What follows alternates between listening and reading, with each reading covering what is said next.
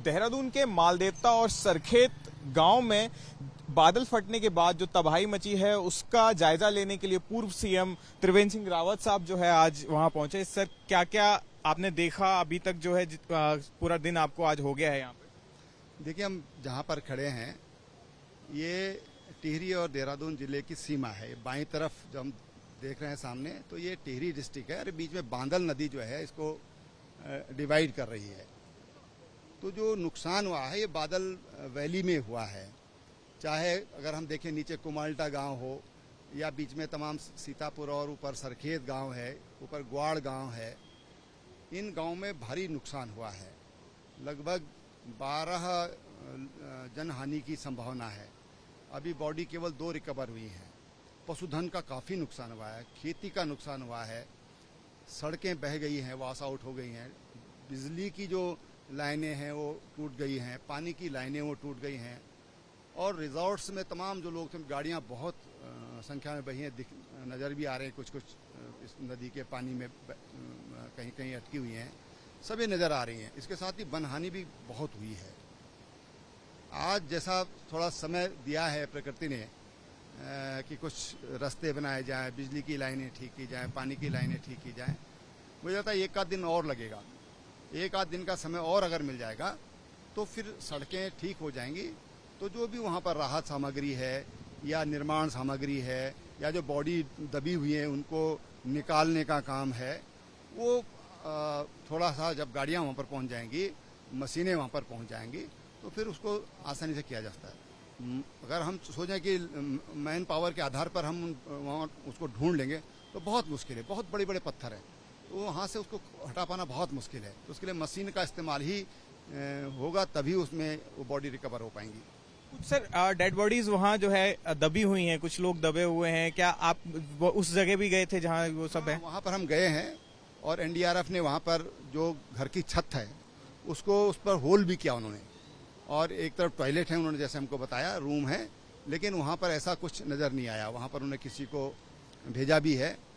तो अभी sniffer dogs आएंगे तो उससे थोड़ा सपोर्ट मिलेगी, लेकिन अगर बॉडी अगर वहाँ पर होंगी तो उनको रिकवर करने के लिए मशीनों का इस्तेमाल करना पड़ेगा। सर, एक सवाल आपसे कि 2013 में भी यहाँ ऐसी आपदा आई, तो कहीं ना कहीं ऐसा तो नहीं है कि इंक्रोचमेंट जो नदी के दायरे में जो है कुछ घर ऐसे बन रहे हैं, रिजॉर्ट्स बन रहे हैं, तमाम जो लोग बाहरी लोग आते हैं को एक कहते नहीं अतिक्रमण टाइप कर रहे हों, तो उस तरीके क्या ये भी कहीं ना कहीं इस पर जिम्मेदार है इस चीजों को लेकर? स्थानीय लोगों की एक शिकायत है ये, और मुझे भी ऐसी आशंका लग रही है जिस तरह से यहाँ पर निर्माण हुए हैं और विशेषकर जो रिजॉर्ट्स बने हैं, वो उनके लिए सरकार को उनका लेखा जोखा देखना पड़ेगा कि उन्होंने कितनी भूमि ली है, कितना अतिक्रमण किया है। इस तरह की आशंका लोग व्यक्त कर रहे हैं। इसलिए जो स्थानीय लोग हैं उनकी भावनाओं का सम्मान होना चाहिए, और इन रिजॉर्ट्स के बारे में या जिसने भी इस तरह से अतिक्रमण किया है उनको उससे अवगत कराना चाहिए, और अगर सरकार की भूमि है तो उसको वापस लेना चाहिए। हमारे जो लोग जिनके परिवार पूरे के पूरे उजड़ गए, घर उजड़ गए, जमीनें बह गई, आज उनके पास सिर ढकने के लिए छत नहीं है, तो ऐसे लोगों के लिए वो भूमि दी जा सकती है। ये यहाँ के स्थानीय लोगों में बड़ी आपने भी ये सवाल मुझसे किया है, शायद इसीलिए किया कि यहाँ स्थानीय लोगों में इसको लेकर के बहुत ज़्यादा आक्रोश है। सर, एक सवाल और कि सरखेत जगह मैं भी अभी गया वहां पर, तो कहीं ना कहीं जो कुछ लोग के तो मकान पूरी तरीके से गिर चुके हैं, कुछ लोग के जिनके बचे हैं, तो कहीं प्रशासन ने अभी भी खाने पीने की जो चीजें मुहैया करानी चाहिए वो नहीं है क्या? आपको ऐसा शिकायतें सुनने को आई? खाना देखो, मैं रास्ते में जब मैंने देखा तो वहाँ खाना उनके लिए जा रहा था, और स्थानीय लोग भी उनकी चिंता कर रहे हैं। तो कई बार क्या होता है कि देखिए, जल्दी के लिए भी कुछ समय की जरूरत होती है, तो वही स्थिति है। वो जिस तरह से वहाँ पर यातायात बाधित हुआ है तो थोड़ा समय लगा हुआ, लेकिन मैं रास्ते में देख रहा था कि उनके लिए कुक्ड फूड जा रहा था, बड़ा अच्छा खाना उनके लिए वहाँ पर जा रहा था, और मैं समझता हूँ कि अब इस तरह की कोई दिक्कत नहीं होनी चाहिए। अभी तक आपकी जानकारी में कितने लोग के जो है दबे होने की आशंका है, कितने लोग लापता हैं? अभी कुल अगर हम देखें तो सरखेत गाँव में 5 लोग लापता हैं। अगर हम तकनीकी रूप से भाषा में बोलें तो 5 लोग लापता हैं।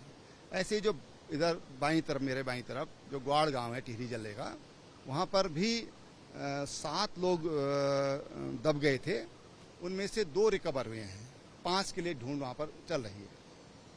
तो ये थे उत्तराखंड के पूर्व मुख्यमंत्री त्रिवेंद्र सिंह रावत जी, जिनका ये कहना है कि जो सरखेत गांव है वहां अभी भी 5 लोग दबे हुए हैं, और इसके साथ ही साथ जो टिहरी का ग्वाड़ गांव है तो वहां भी करीब 7 लोग दबे हुए हैं। उनकी 2 की डेड बॉडीज रिकवर हो चुकी हैं, लेकिन 5 लोग अभी भी वहां पर लापता हैं। कैमरा पर्सन मनीष सुनियाल के साथ ध्रुव मिश्रा, एबीपी न्यूज, देहरादून।